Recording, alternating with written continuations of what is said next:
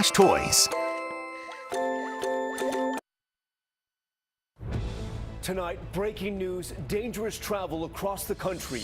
25 million people in 8 states under winter weather alerts, where officials are declaring a disaster emergency. Blizzard conditions shutting down interstate highways and around 1,000 flights canceled. We're tracking the storm now on the move. Also breaking tonight, clash at the border. Hundreds of migrants pushing through the border in San Diego. Reports of U.S. agents responding with tear gas. That crossing now completely shut down. Deadly mix-up, police killing a young black man suspected in a mall shooting, then later saying he was not the suspect after all. Tonight, his parents demanding to see the body cam. Home explosion, a home going up in flames. The series of blasts with a couple and their baby daughter inside. Also tonight, the new Alzheimer's drug, the promising experimental research. Could it one day dramatically cut the number of people afflicted? And online shopping's busiest day. The big ticket item that's nearly 90% off, and the warning about electronics sold at deep discounts. From ABC News, this is ABC World News Tonight. And good evening. Thanks for joining us on this Sunday. I'm Tom Llamas. We begin with that breaking news. The winter storm barreling across the country at this hour after pushing out of the Rockies and barreling across the plains, now set to hit that major travel hub of Chicago. The images coming in. Take a look. Dangerous driving on the roads in central Kansas. The governor there declaring an emergency. In Nebraska, cars skidding off the road in near whiteout conditions.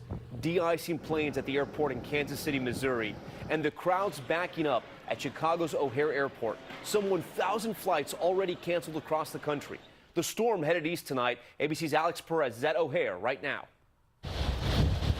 Tonight, a dangerous winter storm bringing heavy snow from Kansas into the Great Lakes, forcing airlines to cancel nearly 1,000 flights on the busiest travel day of the year. Blizzard conditions shutting down parts of Interstate 70, the Kansas governor declaring a state of disaster emergency. It's bad out here. The visibility is probably less than a couple car lengths in front of us. Blowing snow and high winds causing whiteout conditions, making it nearly impossible to see. In Nebraska, motorists are stranded along the highway, pushing their cars, trying to get out. Numerous accidents on Interstate 80, closing down the highway for part of the day. In Kansas City, Missouri, at the airport there, crews working feverishly to de-ice planes. The reduced visibility forcing the airport to shut down for incoming flights. Over 3,000 flights delayed nationwide, with one of America's busiest airports, Chicago's O'Hare, now in the crosshairs. The frustrating thing is really because you cannot actually do anything about it. You're just stuck in here. Everybody's in the same boat. You really just, you cannot do anything about it. And Alex Perez joins us now live from O'Hare Airport in Chicago. Alex, we see those crowds behind you. The airport is now under blizzard warnings, and the airlines are bracing for even more cancellations?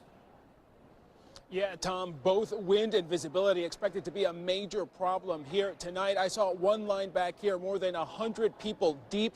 The major carriers are already issuing travel waivers for those who want to change their flights and hotel vouchers. It's going to be a long night for a lot of people. Tom? A long night indeed. All right, Alex, thanks so much. Let's get right to ABC senior meteorologist Rob Marciano. He's tracking that storm tonight along the West Side Highway here in New York. And Rob, time this out for us. Well, Tom, first of all, this is a very powerful winter storm for November. Right now, it's centered right over St. Louis, but you can see the radar here. The winter weather goes back through Kansas City, where they have a blizzard warning up. They haven't had that since 2011. You see that now stretches all the way to where Alex is, right in Chicago, and then getting into Michigan as well. Another 12 inches across Quad Cities, Davenport, on top of what they've already had with the next batch of snow that's coming in. Chicago will have the worst of it tonight. Detroit, I think, you're mostly rain, and then this moves into the Northeast, which has some mild air now. So it will be rain, but it will be heavier rain for the Monday commute home. Morning commute in Chicago is going to be a mess, and the evening commute here across the Northeast will be a mess on the wet side. Tom? Rob Marciano tracking that storm tonight for us. Rob, thank you. We turn now to the other breaking news we're monitoring from the border, where thousands of migrants from that caravan have now arrived. Some of them breaking through Mexico's police lines in Tijuana. You see that they're surging into the no man's land in between the two countries. U.S. agents reportedly responding with tear gas and completely shutting down the busy crossing near San Diego. The Army now reporting members of the military are on the scene. ABC's Marcy Gonzalez is there. Tonight, chaos erupting on the border. Hundreds of migrants rushing to cross into the U.S. from Mexico. The group pushing past Mexican authorities in riot gear, climbing over barricades. One group attempting to climb on top of this train where they were confronted by Mexican police. At one point, migrants retreating after reports of border agents throwing tear gas canisters. This video showing migrants running through traffic at the entrance to the border. The U.S. Border Patrol shutting down the San Ysidro port of entry to cars and pedestrians. It's unknown if anyone made it across. Additional officers were deployed to stave off the crowds. And it is a tense situation here right now. These Mexican police in riot gear pushing this group of migrants back. They are yelling at the officers, angry because they say that tear gas injured 2 children. The latest clashes come after continued threats by President Trump to Mexico. We will close entry into the country for a period of time until we can get it under control. To the entire border? The whole border. I mean, the whole border. This morning, senators from his own party responding. We would prefer that we keep it open, so let's work really hard to make sure we're addressing the asylum seekers before they actually come over the border. I think that's the intent of the president, is to divert any issues before they actually happen. So, of course, we don't want to see the border closed, but you know what? Safety of our nation comes first. This morning, Trump again blaming Democrats for the Central American caravan, tweeting, "Would be very smart if Mexico would stop the caravans long before they get to our southern border, or if originating countries would not let them form. No crossings." Tonight, as the border grows more unruly and officers stand their ground, Tijuana's mayor calling it a humanitarian crisis as questions increase, looking for solutions to calm the situation. And tonight, U.S. Customs and Border Patrol saying as of now, that point of entry must remain closed, adding everyone who tried to cross illegally through those vehicle lanes was sent back. Tom? Marcy Gonzalez reporting tonight from Tijuana, Mexico. Marcy, thank you. Next, we turn to the deadly mix-up back here at home at an Alabama mall. Police killing a 21-year-old who they believed shot 2 people, later saying he wasn't the suspect after all. Tonight, his grieving parents are speaking out, asking for the body cam video to be released. Here's ABC's Lindsay Davis. Bleeding out, dying. Tonight, a family in mourning and an impassioned plea for justice for the son that was gunned down in an Alabama mall on Thanksgiving. No parent should have to ever go through this. He loved people. He was not a killer. The victim's family is now demanding police release all body cam footage from that night after police initially announced their son as a suspect in the shootings, 21-year-old Emantic Fitzgerald Bradford Jr., known as EJ. The family demands transparency. They demand that all the videos be released. After videos surfaced of people running and ducking from gunfire, police issued a statement saying Bradford Jr. was the shooter. Less than 24 hours later, police retracted that statement, saying they had the wrong man. You didn't see no gun waving, as you said, and you shot my son in the head. You let my son bleed out. Bradford briefly trained with the Army. The family's attorney said Bradford was licensed to carry a concealed firearm and had a gun when the shooting broke out. He died just hours after his mother saw him that Thanksgiving morning. Justice! Justice! Protesters came out in support of Bradford at the mall where he was gunned down, saying this is about much more than the gun. When it's a young black man, it's always a confusing situation. Well, at what point do we say enough is enough? That your training, your policy is broken? According to the family, witnesses have come forward saying that EJ was actually trying to wave people away from the shooter. They believe that the video will confirm this. No additional comment at this time from the Hoover Police. Tom? Lindsay Davis reporting for us tonight. Lindsay, thank you. Next to the race for Senate in Mississippi, a runoff election set for this Tuesday.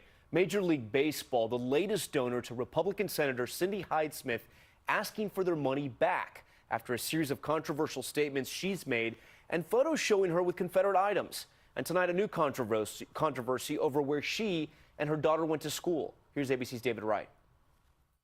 Republican Cindy Hyde-Smith, the first woman ever to represent Mississippi in Congress, is once again taking heat for where she appears to stand on the state's racist past. The latest controversy exposed this weekend when the Jackson Free Press reported she went to high school at an all-white segregation academy and published this yearbook photo. Years later, she sent her daughter to a similar school. Hyde-Smith's campaign calls the allegations a new low. This after a separate photo came to light on her own Facebook page, the Republican senator seen here wearing a Confederate Army cap at the home of Jefferson Davis. The caption, Mississippi history at its best. And there's a video of her joking with a supporter.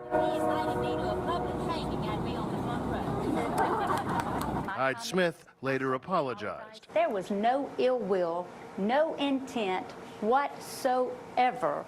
After the video went viral, several corporations asked her to return their campaign donations. How embarrassing is Cindy Hyde-Smith? Democrat Mike Espy is hoping to become the state's first black senator since Reconstruction. He's walked a fine line, calling Hyde-Smith out while trying not to alienate rural white voters. I don't know what's in your heart, but we all know what came out of your mouth. It's giving our state another black eye that we don't need. Republicans normally don't have to worry about Mississippi, but because of the race issues, Espy's voters are motivated. The president's now headed down to Mississippi to make sure his voters turn out too. Tom? All eyes now on Mississippi for that election on Tuesday. All right, David, thank you. And we're learning the identity tonight of a 25-year-old American soldier killed in Afghanistan.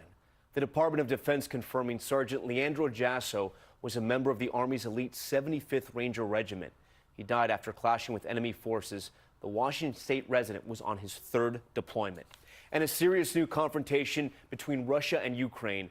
Russia placing a large cargo ship, you see it there, beneath this bridge to block Ukrainian boats' access to the Black Sea. Russia confirming they then seized 3 Ukrainian ships after Ukraine rejected repeated demands to stop, opening fire and injuring 3 Ukrainian soldiers.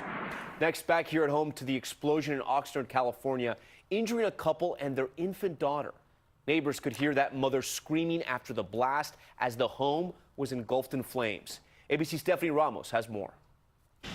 Tonight, authorities are still trying to determine what caused this house west of Los Angeles to burst into flames, seriously injuring a family. We have smoke and flames visible about a quarter mile out. Witnesses say they heard an explosion, possibly coming from the garage. Then screams from inside the house just before the fire erupted. We have a 1-story house, heavy fire and smoke. After 20 minutes, it was just astonishing how big the fire got. The mother, father, and baby badly burned. Neighbors heartbroken by what they saw. This woman describing those intense moments. She saw the father come out shirtless and he was covered in black ash, and the baby also had half the face burnt, and the mother came out looking very worried, and it was just a terrible thing to see. Paramedics rushing the family to the hospital as firefighters work to put out the blaze. Authorities tell us they're still investigating the cause of the explosion. The house is destroyed. As for the family, we're told they're still being treated at a burn center. Tom. Incredible anyone survived. All right, Stephanie, thank you. Next to new developments after the death of an American missionary on a remote island. Authorities now say they now know where he is buried, and it comes as we see his haunting last words written in his journal in the days just before he died. Here's ABC's Lana Zach.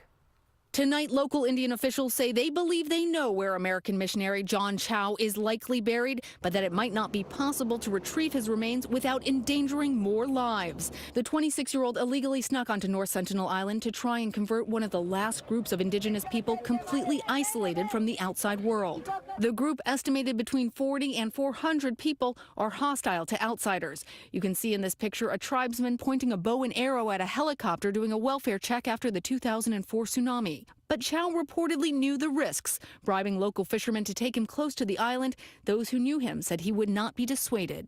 This was what God has called him to do, which is to go and share the love of God with these people. In pages of his diary obtained by ABC News, Chow wrote, "Please do not be angry at them or at God if I get killed," underlining one sentence, "Don't retrieve my body." Tom, the fishermen who helped Chow get to the island have been charged with culpable homicide, and anthropologists are asking that the Sentinelese people be left alone since their immune systems are undeveloped and infection for them can be deadly. Tom? Lana, Zach tonight with those